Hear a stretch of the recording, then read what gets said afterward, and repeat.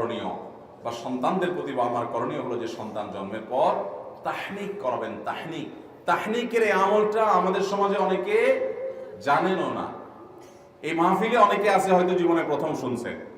তাহনিক কাকে বলে? তাহনিক বলা হয় নবজাতক বাচ্চাকে জন্মের পর কোনো একজন আল্লাহ ভীরু নেককার মানুষের কাছে একটা খেজুর নিয়ে যাবেন।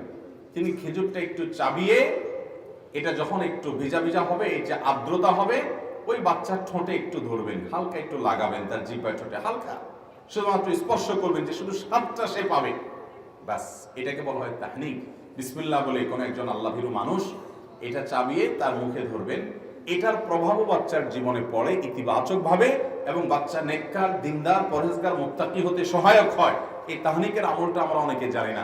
আপনি ওইরকম আল্লাহেরও নেককার কাউকে পাচ্ছেন না, আপনার মসজিদের ইমাম সাহেবকেও পাচ্ছেন না, তো আপনি নিজে শুরু করে দেন, কোনো অসুবিধা নেই।